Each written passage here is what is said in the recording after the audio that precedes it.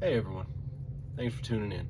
If you're watching this video, I'm guessing you probably either don't have a lot of mechanical knowledge, or maybe you're a new homeowner and you're trying to figure out, I don't want to pay somebody to fix all this stuff. Maybe I could just get a couple tools and fix it myself. But you have no idea where to even begin. What tools do you need? And what tools are just kind of nice to have for a project here and there? Well, I'm here to help you out with that. And you're probably thinking to yourself, who the hell is this guy? What does he know? Let me give you a little bit of background. My name's Greg. I've been doing industrial maintenance and engineering for about 15 years now. I was an Army engineer, both vertical and combat, and I have done just about everything in the industrial maintenance field from, basic carpentry, masonry, pouring concrete, finishing jobs, drywall. And then I've gone into the industrial field where I've done everything from welding to building and designing pneumatic and hydraulic systems to very complex electronics and everything in between, even a little bit of software here and there. But I'm here for the basic home stuff today.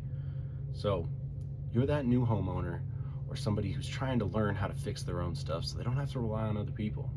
It's awesome. Everybody has to start somewhere. Don't make people make you feel bad for not knowing what you're doing, okay? Everybody starts somewhere.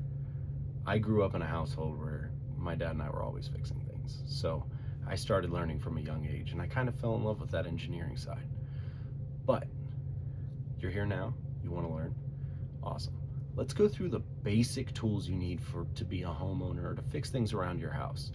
We're not going into any crazy power tools. We're focusing on somebody on a budget who just wants to be able to fix the basic stuff around their house, okay? So start off, one of the most important things you need for a home is a hammer. It's just a plain claw hammer. You need to hang pictures, you need to fix something, you want to change woodwork, you want to do just about anything around the house, a hammer's going to come up. You can get a cheap one at just about any hardware store, anywhere from $5 to $20. Don't get the crazy expensive ones. You don't need it. They don't help you do anything any better. If you're a professional and you need a very specific type of hammer, buy that. But you're probably not watching my video if that's you, right? All right, so another thing that's really important, and I think these help out a lot, are these little tool kits that you can buy. Now, this is a really cheap Husky one. I normally keep this in my truck just in case it breaks down sometime, which unfortunately does happen. Now, you've got an adjustable wrench right here. You've got a small socket set.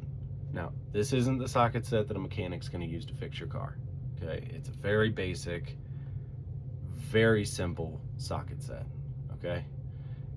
This is for the person who's gonna use it a handful of times throughout the year, maybe. All right, this isn't for the professionals. Now, the screwdriver is the biggest thing I recommend out of this kit. If you're only gonna buy one of these tools, and you're on a really tight budget, get the screwdriver. Now, this screwdriver is ratcheting, which, if you don't know what that means, I got you. If you do know what it means, bear with me. So you can change the direction so that one direction it's turning. You can see it's only turning to the right. You can change that direction by shifting this, or you can lock it in the middle where it doesn't turn in either direction like a normal screwdriver. Now, the reason I always recommend these ratcheting ones is A, it saves your wrist, and B, you can get it with all the little attachments you need. So you get all these small bits so that you can fix just about anything. If you're gonna buy regular screwdrivers, you're gonna end up buying a whole set. That's gonna cost more money than one of these is. And half of them you're probably never gonna use. Now, I'm a tool guy, so I have a whole set, but I do this for a living. You don't need that. Simple little screwdriver like this, you get most of the stuff you need done around the house, right? So those little tools right there, if you take nothing else from this video, get yourself a hammer and a ratcheting screwdriver. Now, if you're still here, you want to do more. I love that. I highly recommend getting a pair of channel locks. They're not pliers, they're channel locks. They're adjustable. You can get a tiny set like this if you're mostly going to be working on small things. If you're trying to fix some bigger stuff around the house, maybe you're trying to fix the sink, you're trying to do a little bit of plumbing work, nothing crazy, you can get a bigger set. I personally prefer the smaller ones when they can be used because space can be an option. you're trying to work inside of something, you can only do a quarter turn at a time. It's going to take a lot longer than if you grab a small set like these for little jobs. And these get pretty wide. Now, you can get any brand. I know there's a lot of infighting about what brands are the best out there. When it really comes down to it, unless you're abusing these tools and you're using them every day, or your job depends on your tools being reliable, you don't need the craziest, fanciest tools.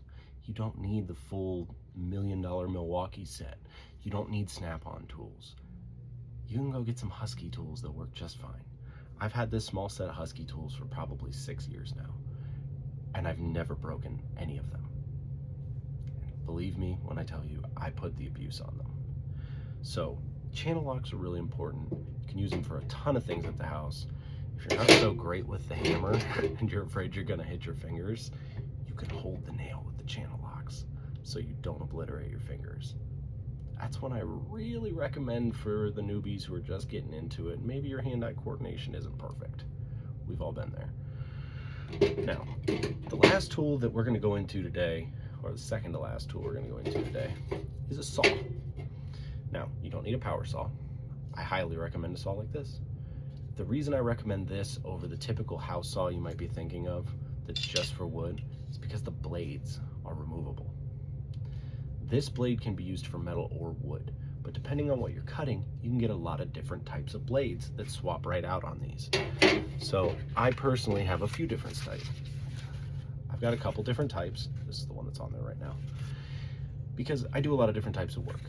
I do some welding and I do a lot of carpentry and stuff like that at the house, mainly for fun. I don't know how to sit still. Some of you can probably relate to that. But really, any saw like that is going to be cheap. It's going to be easy to use, and it saves you the money of buying a power tool that you're only going to use once or twice. Power tools are easier, but if you want to save money and you're only going to do a few projects here and there, just get some hand tools. If there's any videos that you guys want to see me do, if you want to learn about a very specific thing that you need to fix, let me know. I'd be more than happy to make the video.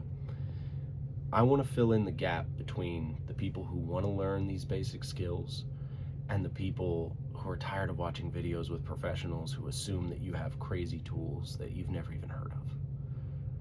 I know what that's like. I've learned a lot of things off YouTube myself.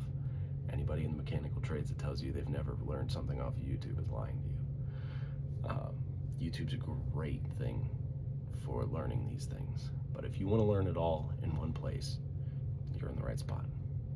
If there's something you want to learn or you have a critique about my video, please let me know. I'm new to this stuff, okay? The mechanical things, I'm great at that.